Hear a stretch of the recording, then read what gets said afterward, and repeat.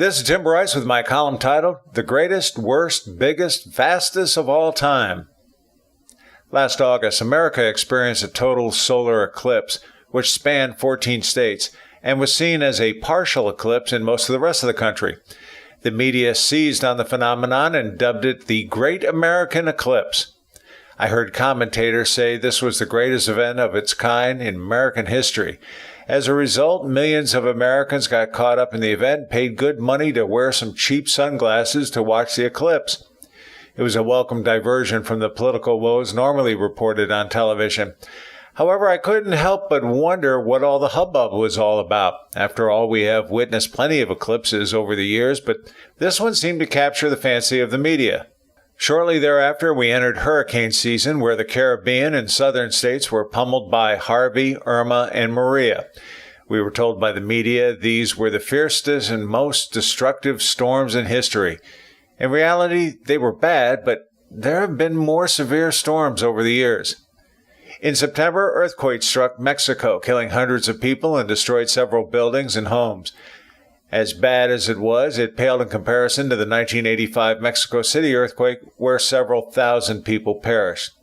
Then in October, we heard of the many fires plaguing California.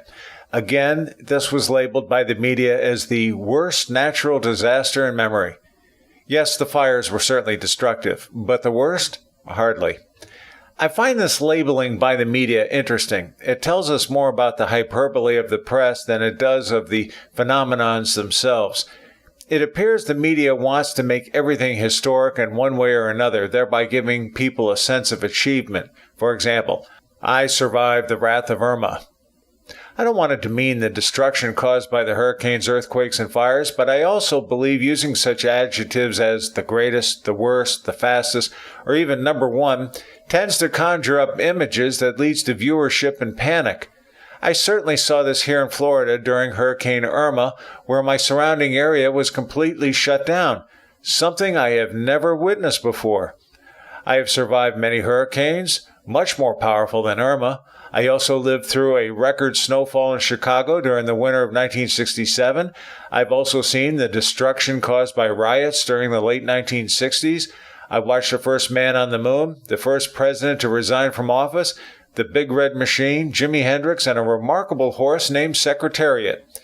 However, these events are now poo-pooed by the media today as meaningless, and the only thing that matters is today's events. One could conclude this is indicative of our diminishing sense of history, but I believe it goes beyond that. It seems the media is counting on people to forget the past and only relish today. They want to give the populace a sense of purpose in order to manipulate them. If people believe what they are doing is unique or even groundbreaking, they will embrace it more readily than if it wasn't. This is one reason why we have people demonstrating and marching. People like Antifa promoting anarchy and other political movements. In other words, people want to be part of something meaningful, if not historical, particularly in their youth. The truth, though, is all of these greatest, worst, biggest, fastest events have all been played out before and at larger scales. And all of this is nothing more than history repeating itself. It also means the media will go to any length, say anything in pursuit of the almighty dollar, regardless if it is factual or not. Friends, keep the faith. This is Tim Bryce in Palm Harbor, Florida. Follow me on the internet at timbryce.com.